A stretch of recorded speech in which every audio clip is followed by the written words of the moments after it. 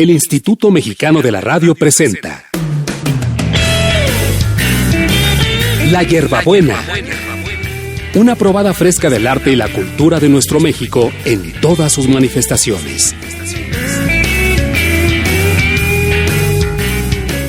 La Hierbabuena, conducido por Luis Aguilar. Un programa realizado en colaboración con el Instituto Nacional de Estudios Históricos de las Revoluciones de México.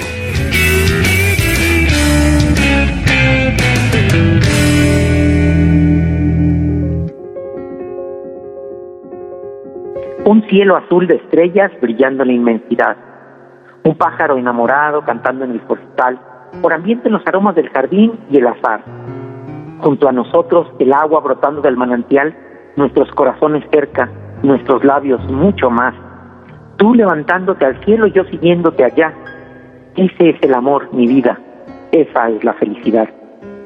Cruza con las mismas alas los mundos de lo ideal, apurar todos los goces y todo el bien, apurar de los sueños y la dicha, volver a la realidad, despertando entre las flores de un césped primaveral, los dos mirándonos mucho, los dos besándonos más. Ese es el amor, mi vida. Esa es la felicidad.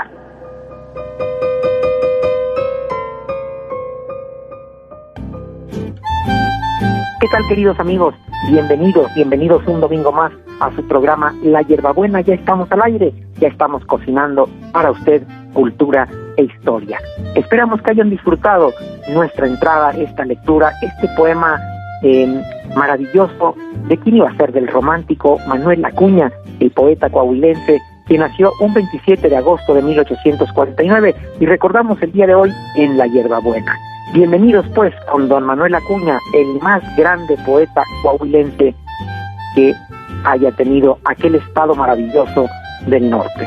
Pues comenzamos, es un placer saludarlos y un placer de verdad, con todo nuestro agradecimiento a quienes del otro lado de los aparatos están domingo con domingo a las 9 de la mañana escuchándonos en La Hierbabuena, conociendo con nosotros, aprendiendo con nosotros. Al mismo tiempo hay cosas que nosotros mismos desconocemos, pero que precisamente por esa curiosidad llegan hasta nuestra cabina y los compartimos con todos ustedes.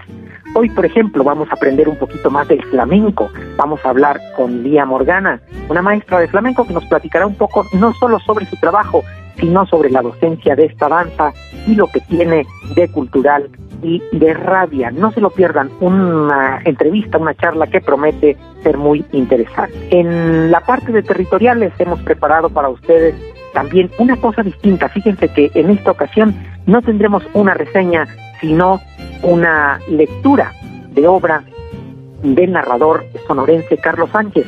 Me parece muy interesante porque va a compartir con nosotros un pedacito de una de sus obras para que usted, si gusta, se acerque a los autores leídos por ellos mismos de nuestro programa. Para nuestros niños y también los no tan niños, en la sección del gato listo, ya sabe, nuestro gato favorito, y esta vez nos va a hablar de un fenómeno que tiene que ver con una huella indeleble en el mundo, en toda la humanidad, que fue la Segunda Guerra Mundial en 1939, que arrancó justamente un 1 de septiembre, cuando Alemania invadió Polonia e inició el conflicto armado después de incontables meses de crisis política.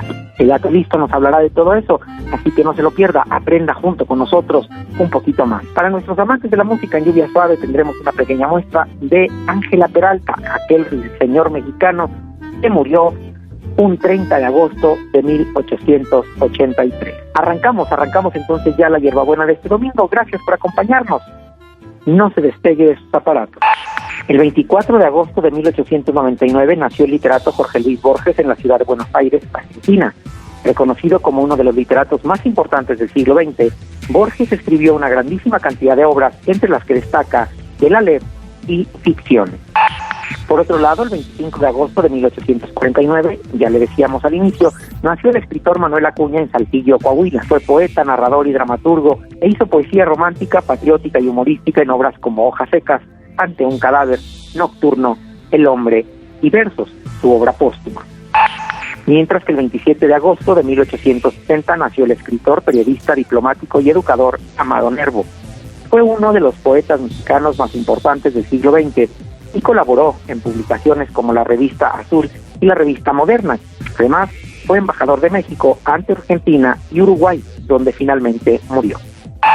El 29 de agosto de 2003 murió el antropólogo capitalino Luis Leonardo Manrique Castañeda. Desde la década de los 50 fue investigador del Instituto Nacional de Antropología e Historia y estudioso de las lenguas en México. También fue docente, formador de innumerables generaciones de lingüistas, antropólogos y arqueólogos.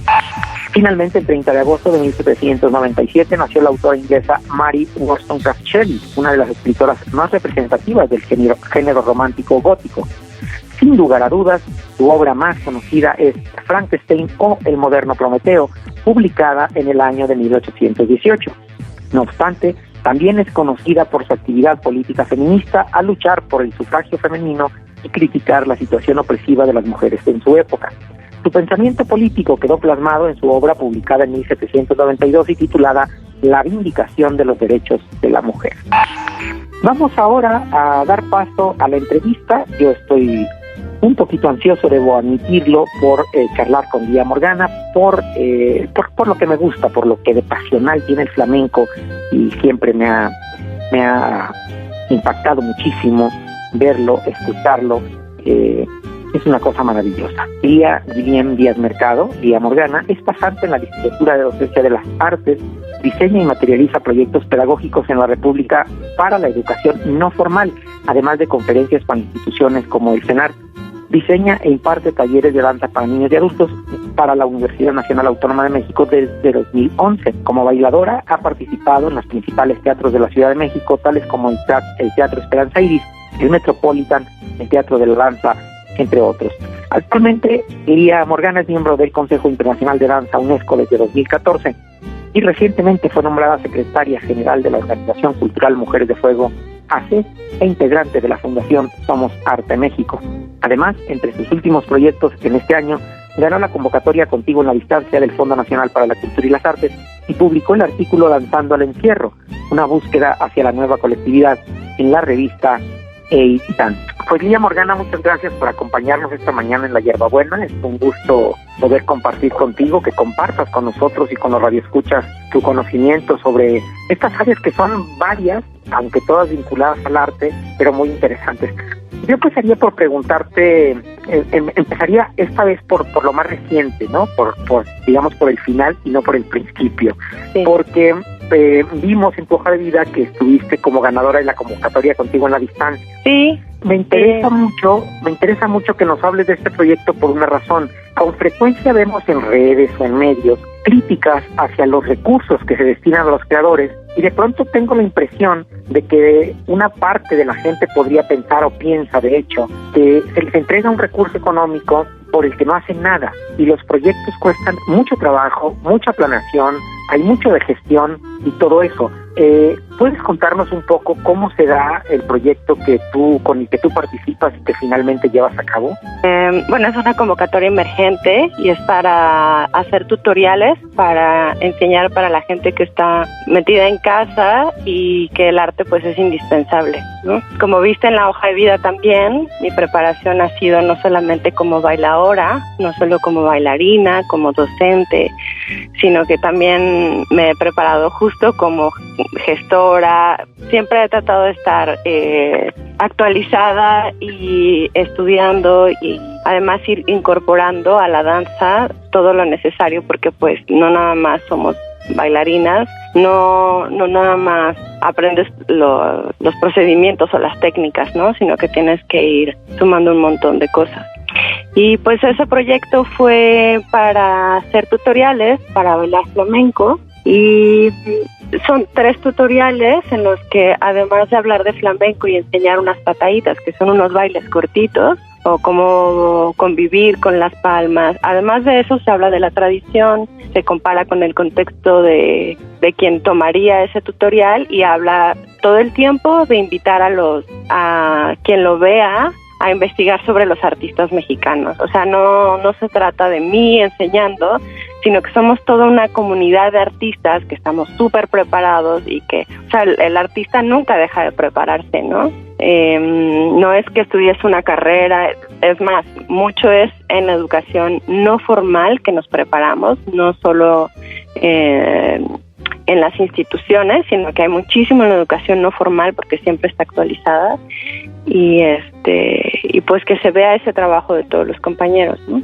Sí, porque además el artista, digamos, posmoderno, el artista de la posmodernidad, en todas las áreas, literatura, danza, teatro, ya no se queda solamente en la ejecución del proyecto, ¿no? Quizá el escritor un poquito, pero todos los demás tienen que convertirse al mismo tiempo en gestores culturales. Binario, nos metemos con música, con plástica, y bueno, el bailarín sí necesita ser, pues somos docentes y hacemos mucho de gestión también y pues cada vez somos más interdisciplinarios, ¿no? Claro, me llama la atención y me parece muy interesante también el asunto de lo no formal, esta otra forma de educación, porque de pronto nos queremos centrar solamente en los estudios formales, ¿no? Y veo que tú diseñas y realizas proyectos de pedagogía a lo largo de la República, pero justamente para el área de la educación no formal. Cuéntanos cómo se llevan a cabo estos procesos, cuáles son las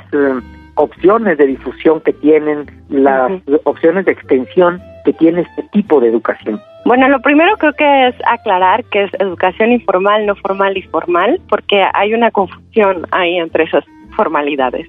Ajá. La educación informal es todo lo que aprendemos, pues, sin la intención de enseñar, ¿no? Como las tradiciones, donde tú creces poniendo, por ejemplo, tu altar de muertos. Ajá, exactamente, tu altar, ¿no? Y no te dicen, mira, esto es nuestra cultura. Claro. Esto, el cempasúchil significa, la verdad es que no, o sea, vemos a la abuela, a la mamá, a la tía poner la sal, el tequila, le gustaba el cigarrito, y lo ponemos, y esa es una educación informal, ¿no? Y hay tradiciones en las que la música y la danza se incluyen también, y entonces uno aprende, o incluso la literatura, ¿no? Aprendes de tus papás los hábitos de leer, de bailar, ¿no? Dependiendo del contexto en que cada uno esté. Luego, la educación formal sí es sistematizada, esto es muy importante, sí se sistematiza, sí se evalúa, sí hay una planeación, aunque no haya una secuencia de grados. O sea, no aprendemos en nuestra clase, cuando vamos a tomar clase de danza, de música, de teatro, no aprendemos bloque 1 indispensable para pasar al bloque 2. A lo mejor hay lugares en los que sí, pero no hay un reconocimiento o una certificación, que eso sí lo da la educación formal. Entonces, a mí soy una apasionada de la docencia total y tengo muchos proyectos de educación no formal, porque además el flamenco es donde más es el campo que tiene, ¿no? Aunque sí hay una licenciatura en danza española en la Ciudad de México, en la Escuela Gloria Nelly Campobello. El flamenco se desarrolla completamente en la educación no formal, en academias particulares. Y hay una oferta enorme porque hay muchísimos artistas de excelente calidad en todo México. Y a mí me interesa mucho trabajar justo con lo no formal, con los profesores. Por ejemplo, tengo La Romería, que es un proyecto con la maestra Cecilia Domínguez, en el que queremos vincular los espacios con los maestros, con los alumnos. Entonces ya como los alumnos tampoco ya están quietos, no es que tomen una clase y se queden con un maestro toda la vida, lo que hacemos es escoger un espacio de un maestro con maestros diferentes, con los alumnos de todos, de lo abarcable, ¿no? Hemos estado también, por ejemplo, en Querétaro. Y no queremos casarnos con un solo espacio. A ver, yo tengo mi estudio también, el estudio mucho arte, pero no quiero que las clases se den ahí. Lo que queremos es que podamos vincular a todos los maestros con todos los alumnos, ¿no? Entonces, esos son los tipos de diseños de talleres que he estado desarrollando, o cómo aprender elementos para el baile flamenco, como el mantón, el abanico. Entonces hablamos a gente que está especializada en ello para que dé los talleres. O enseñar lenguaje, que poca gente enseña el lenguaje flamenco y la comunicación, y ese tipo de talleres.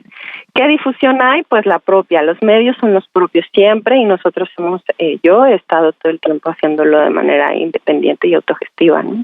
Y si nos permites entrar un poquito ya, digamos, en tu persona, Lía, ¿cuál fue tu acercamiento con el flamenco? Es decir, ¿cómo llega a tu vida? ¿Cómo llegas tú al flamenco? ¿Y por qué el flamenco? Cuéntanos. Pues yo trabajaba en un lugar que se llama Sensorama hace muchos años y había una clase de flamenco y ahí estaba un maestro dando clases, pero yo era bailarina de danza contemporánea. Y de pronto mi mamá estaba buscando una clase, se metió a la clase, le encantaba su clase y yo me titulé ya como bailarina de danza contemporánea y estuve un rato como pensando en qué más iba a hacer, ¿no? Estaba yo en la licenciatura en la UNAM y estaba yo buscando qué hacer y un poco como por ocio mi mamá me dijo, pues en lo que encuentras qué vas a bailar o qué vas a hacer, métete a la clase a ver si te gusta. A mí no me gustaba nada el flamenco, yo decía, pero ¿por qué están tan enojados?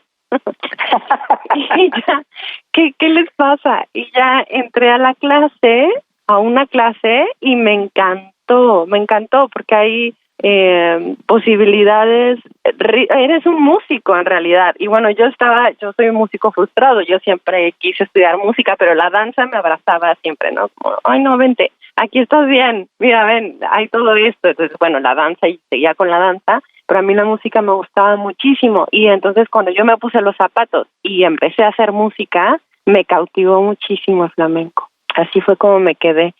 Y pues cada vez más, y luego ya yo estudié coreografía, y luego me fui a España, y pues ya no pude parar con la música. Y también trabajar con músicos en vivo, pues es una experiencia estética totalmente, te fundes ahí con el arte, ¿no? Es maravilloso. Eso es transdisciplinario, estás haciendo música y estás haciendo danza y hay literatura también, ahí te están cantando versos, ¿no? Poesía popular. Fíjate que me llama mucho la atención. ¿Qué pregunta tan interesante te hiciste para llegar al flamenco, no? ¿Por qué están tan enojados? Y realmente, digo, quienes hemos estado en algún espectáculo flamenco, realmente lo que llama la atención, o mucho de lo que llama la atención, es esa energía, ¿no? Que de pronto parece rabia, pero que tiene más que ver con esta energía saliendo de los artistas y mezclándose con el público, y que tiene que ver con todas estas actividades del arte, ¿no? Tanto la literatura popular como el cuerpo expresando mediante sus gestos o sus movimientos, y al mismo tiempo haciendo música con las manos y con otros instrumentos, ¿no? Y es parte de mi investigación, que hay que ser muy autodidacta en el flamenco porque la cultura no nos arropa aquí, o sea, nosotros no somos parte de esa tradición. Eso es respecto a lo que mencionas de mi pregunta, ¿no? ¿Por qué están tan enojados? Pues sí hay razones, ¿no? Hay que conocer la cultura y saber que,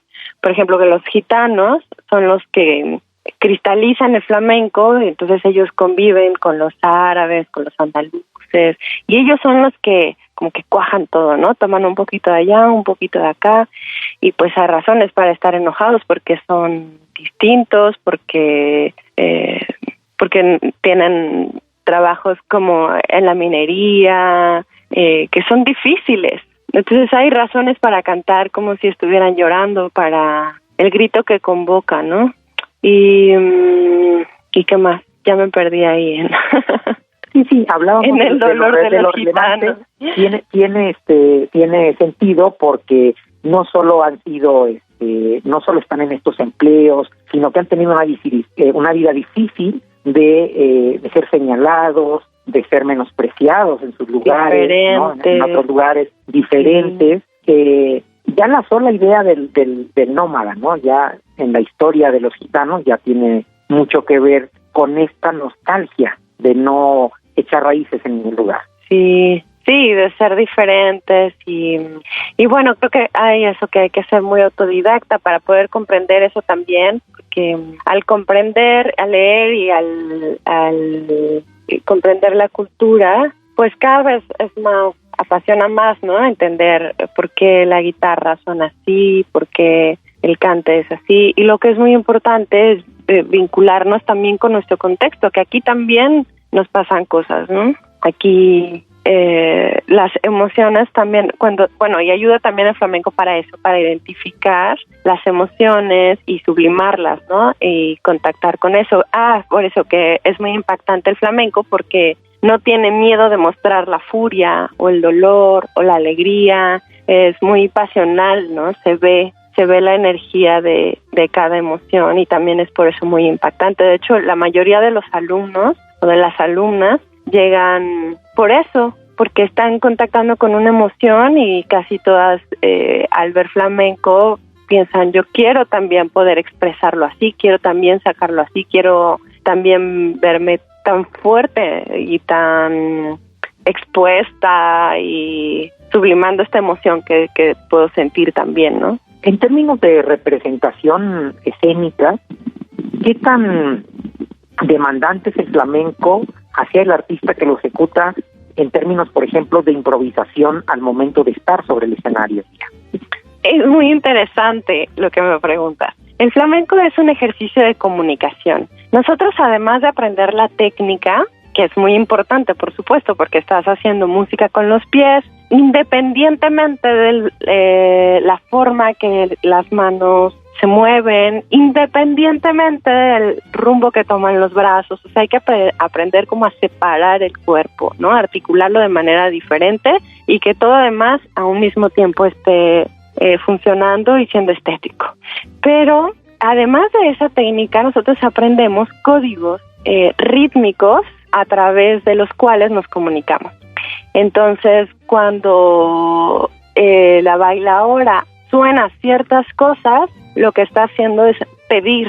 Entonces, la bailaora es la que pide, por favor, cántame, toca, vamos a hacerlo más rápido, vamos a bajar el volumen, vamos a subir muchísimo la intensidad, van a callarse todos, quiero que me vuelvas a cantar. Todo eso la lleva la bailaora, y es a través de códigos rítmicos. Existen los montajes, claro, o sea, como maestras nosotros enseñamos ese lenguaje a través de montajes. Entonces montamos una coreografía en la que todos esos códigos rítmicos están. Pero idealmente el alumno está aprendiendo sus códigos rítmicos para un día enfrentarse a la improvisación, que ese es el gran reto del flamenco, y eso es lo interesantísimo que tiene. Que nunca una soleá, unas alegrías, nunca un baile va a ser igual a otro, aunque sea el mismo. Por ejemplo, cada bailaora casi siempre se especializa en un palo, ¿no? Hay a quienes les gusta bailar por alegrías, hay a quienes les gusta bailar por tangos, por taranto, por diferentes ritmos o cantes. Y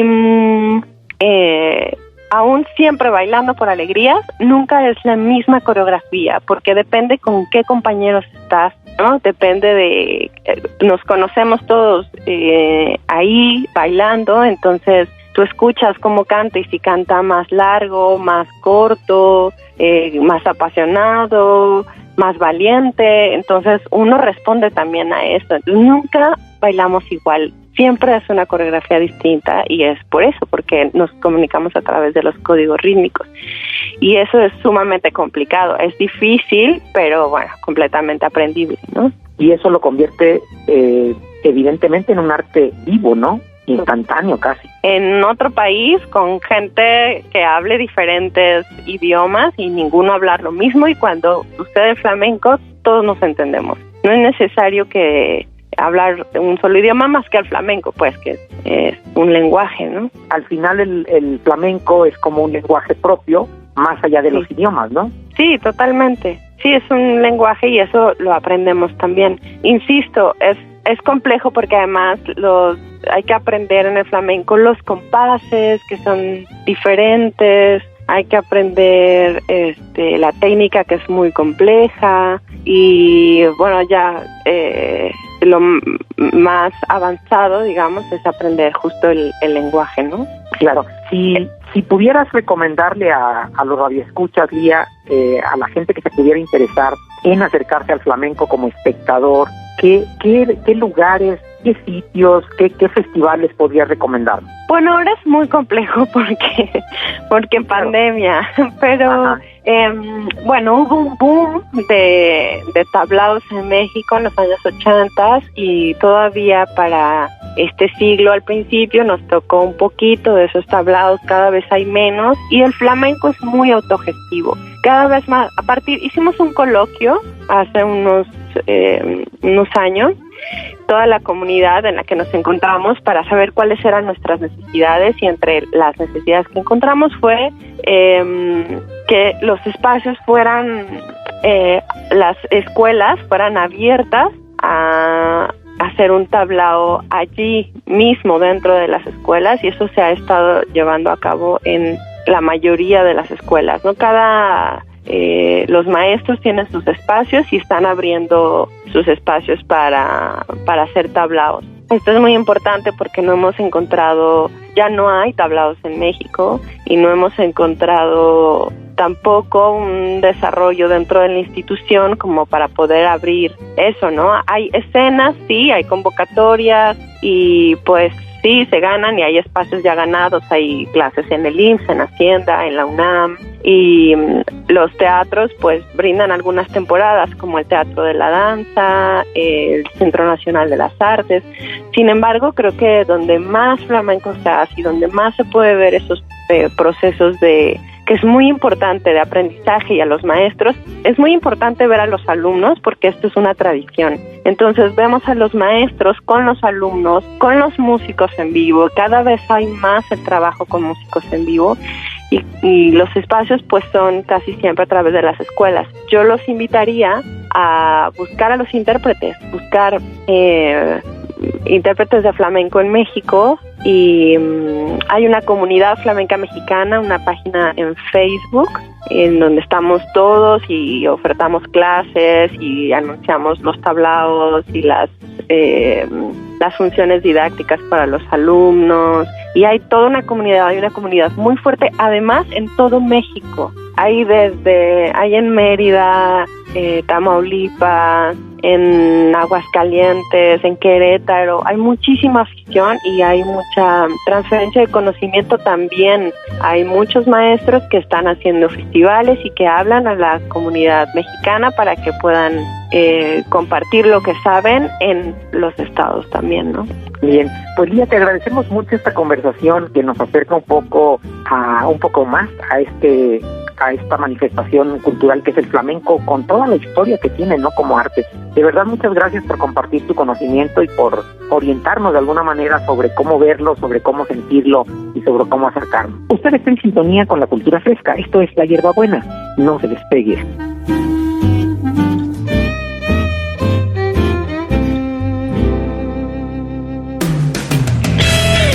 Estás escuchando La Hierbabuena. En un momento regresamos.